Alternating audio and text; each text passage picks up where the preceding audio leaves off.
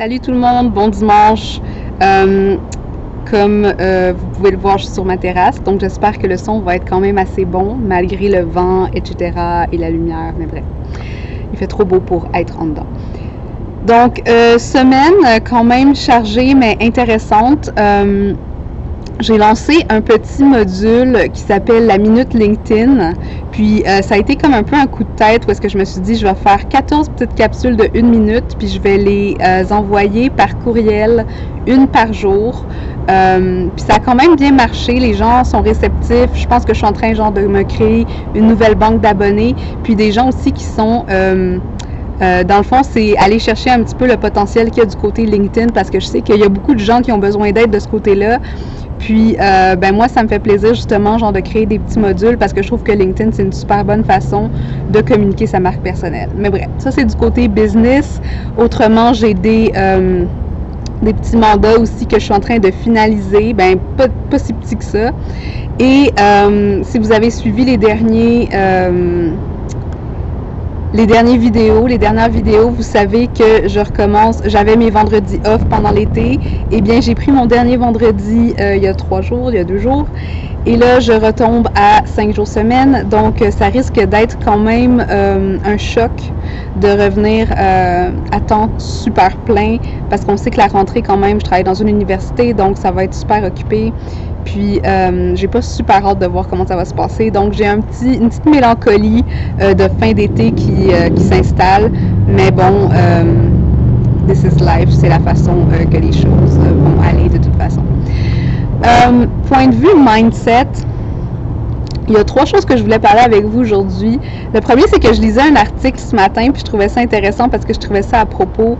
Et c'était sur la philosophie chinoise du Wu Wei. Je sais pas comment on appelle ça exactement.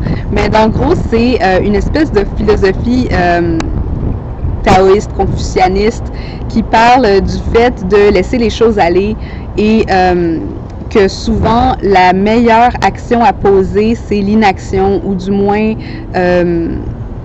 de aller avec le flow un peu, donc d'être capable de juger de les circonstances comme elles arrivent, puis de réagir de la meilleure façon par rapport à ces circonstances-là, sans toujours être en mode réactif, proactif, mais vraiment être en mode adaptatif, peut-être, si on peut le voir comme ça.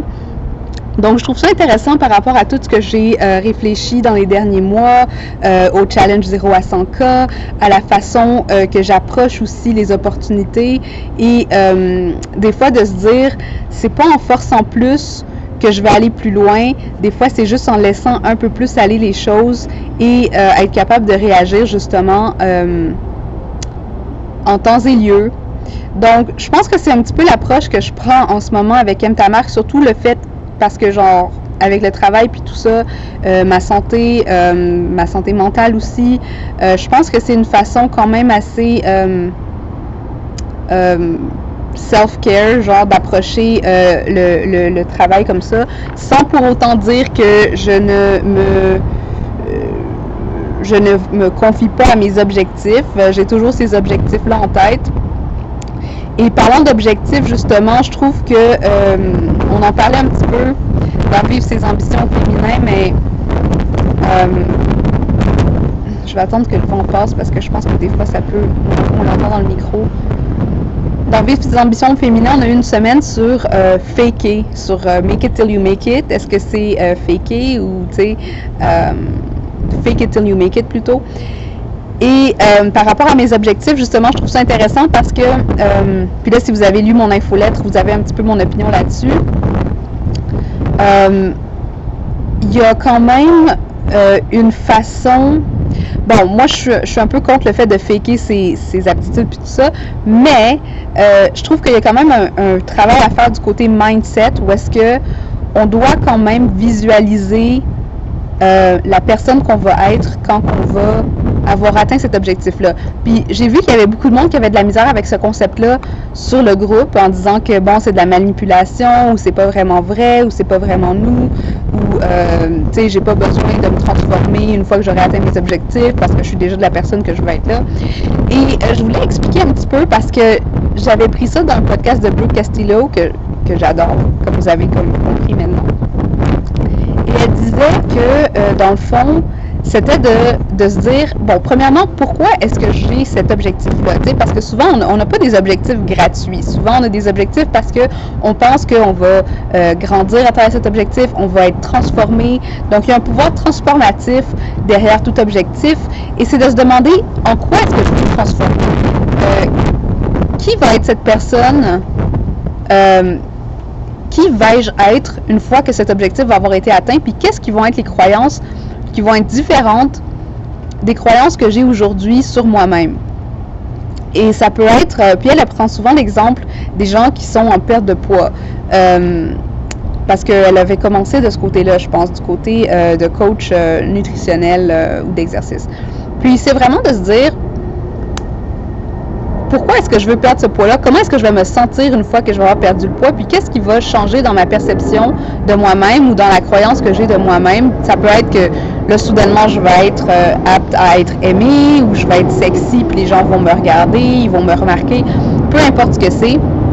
Je pense que quand on se fixe des objectifs qui sont aussi professionnels, c'est de se demander qu'est-ce que je suis en train de poursuivre exactement? Parce que c'est pas nécessairement, tu sais, dans mon cas, c'est le 100 000.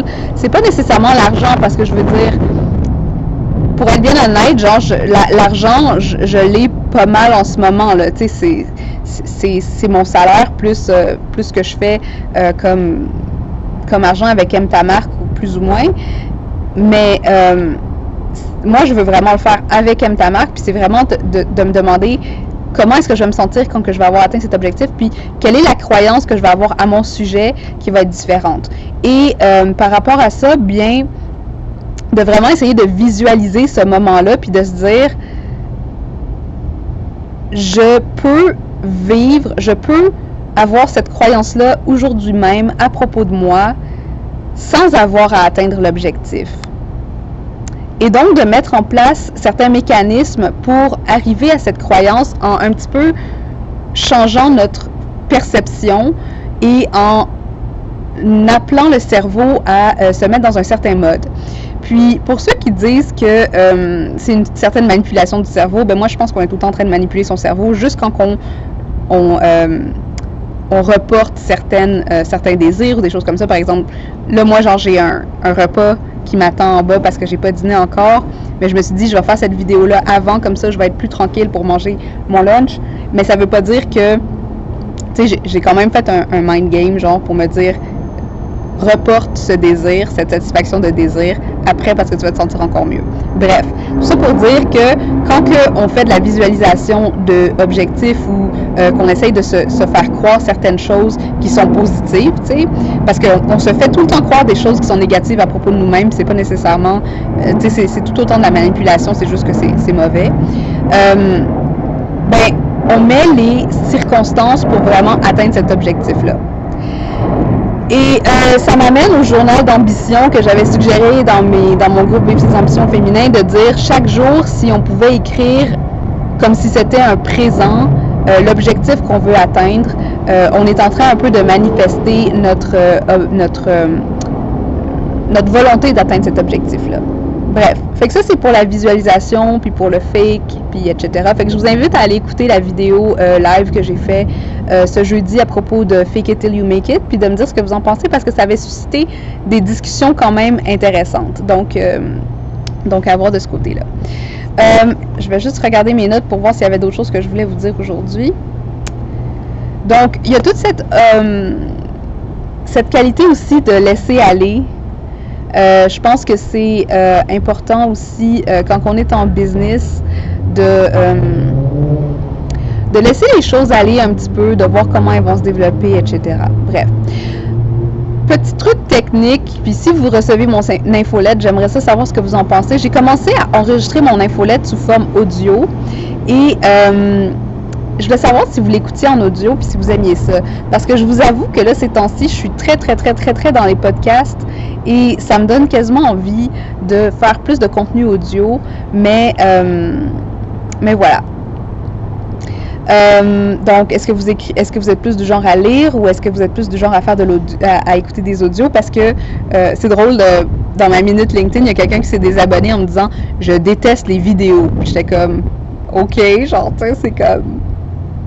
c'est correct, tu sais, je veux dire, t'avais pas à t'abonner anyway, mais en même temps, je trouve ça drôle qu'il y ait des gens qui, comme, aient un mode de communication vraiment en haine.